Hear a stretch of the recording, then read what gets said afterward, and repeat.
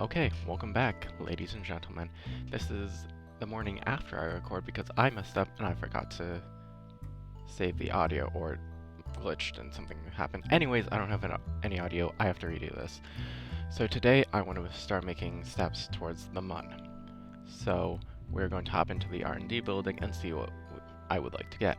I would like to get the docking port Junior today so we can start practicing building space stations, doing Apollo-style ascents and rendezvous in MUN orbit. So the MUN is all the way out over here, and this is our short-term goal. So I would like to set up a space station around the MUN. I would like to set up a surface base on the MUN so we can start extracting ore, turning it into fuel, shipping that back, or just having ships go to the MUN, refuel, and head off into the further solar system. My long-term goal for this is Duna. So I would like to establish routine mod manager missions to Duna and back, both with fuel and passengers and the like. But that is a long-term goal. That's not going to be for a little bit. So let's bring this back into the vehicle assembly building. Okay, so here we are in the vehicle assembly building. I'm just going to throw together a small vehicle in order to gain some more science from high above Kerbin. So what we're going to do is we're going to grab a command pod, put a heat shield on, grab a Science Junior, some science equipment, such as the Mystery Goo, barometer, thermometer, and a couple other things, put together a rocket, and I will see you after this.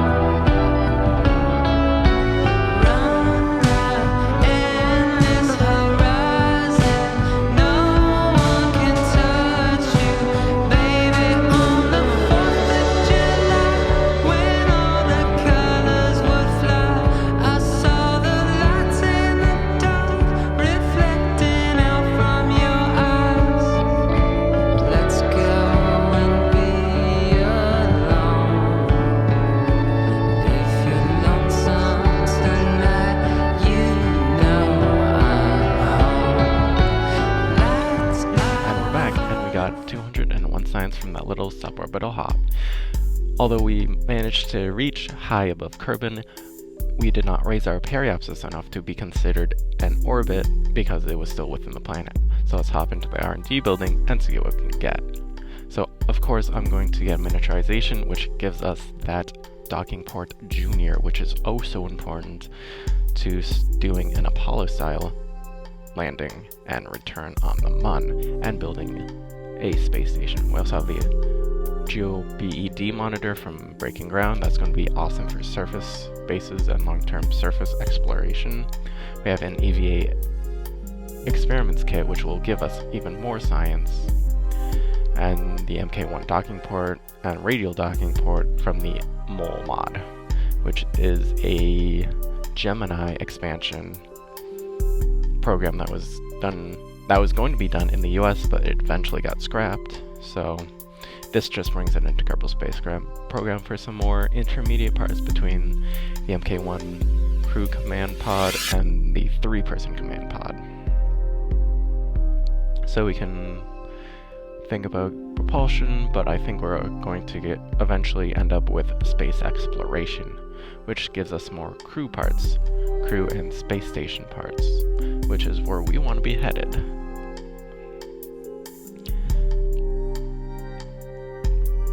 So we're just taking a look at that, seeing all the parts we can get, and then we can just hop into the VAB in a second and get started on something that will hopefully be able to take us into at least the Moon's sphere of influence, but I'm not entirely sure if we'll have enough fuel and Delta V to be able to do that, so we're just gonna have to see.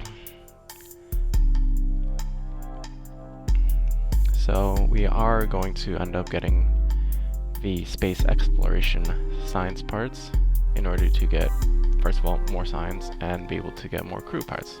So let's hop into the VAB and get started. So basically the main modification is we're adding a crew capsule, and since it's going to take a few days and we are running the Kerbalism mod, we are going to have to add some more life support to it. We're just adding on some more boosters right now, of course, as we're in Kerbal Space Program, and then we can start looking at our life support situation. We need a little bit more fuel, water, oxygen, nitrogen, solar panels, batteries, the like. So I'm just checking to make sure our staging is correct and seeing what else I can do in order to increase our total available Delta V. Since that is a... Let's throw in some music and I will see you in orbit.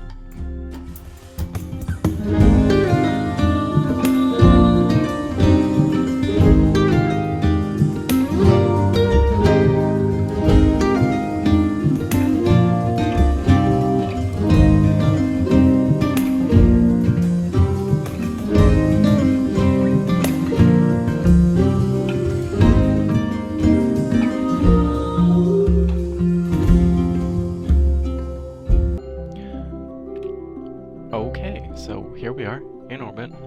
Once again, our target is to get to the Mun.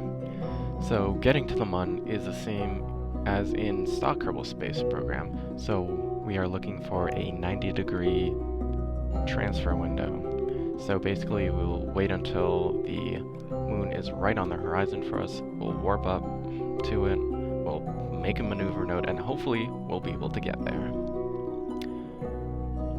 But of course, since this is je ne sais quoi, all of our Delta V is multiplied by a factor of square root of 2.5. So we may or may not be able to actually get up there. We'll see in a second. We'll make our maneuver node, bring it out to the Moon's orbit, and unfortunately, we're looking at almost 1.5 kilometers per second of Delta V. As you can see in the corner, we only have about 1400, so we are going to be a little bit short. Sure, that'll get us there, but I can't guarantee we'll be able to get back down, back to Kerbin. And that is no good, because I don't want to kill any of my Kerbals. I don't want to have any Kerbal deaths here. So what we're going to do is we're going to deorbit, and we're going to have to get a little bit more science so we can get bigger rockets and fuel tanks and the like. So I'll see you on the ground.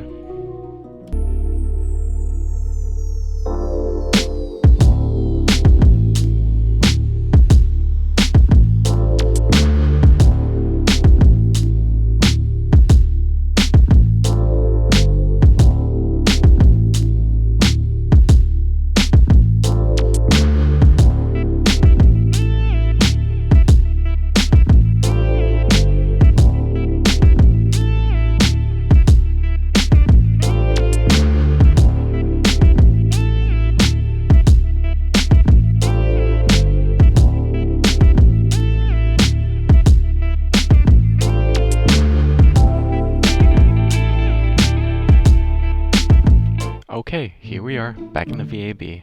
So what I want to do is build a probe that can go to the moon's sphere of influence, gather some science, and come back. So I'm using the sample return kit. I'm not entirely sure what mod it's from. If you can find it, I'll throw it in the description. But we need a parachute, we'll need some batteries in order to keep the thing alive, of course, because it's a probe, it's not a Kerbal, it needs some power. Then we can go ahead and grab a heat shield, make it black just to make it look good. I'm not entirely sure what that is from, but again, it'll be down in the description. So we'll need a decoupler, we'll need a Science Junior, some more science parts, Mr. U, thermometer, barometer, the like, you know how it goes. And then we have the Kerbal Dust Experiment, which is a mod based off a real-world NASA dust experiment, and somebody just brought it into Kerbal Space Program. So that is pretty cool. So we'll just go ahead and throw our rocket together.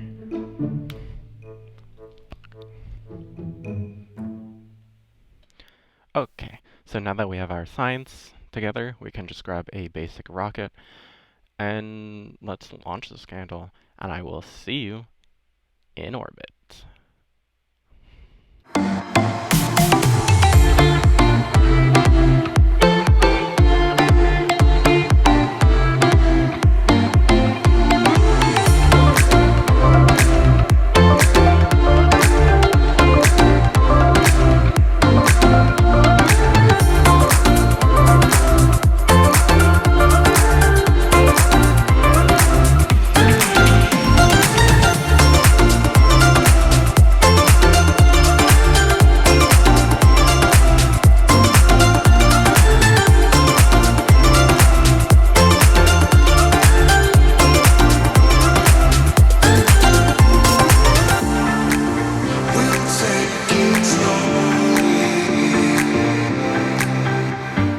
Okay, I said I'll see you in orbit.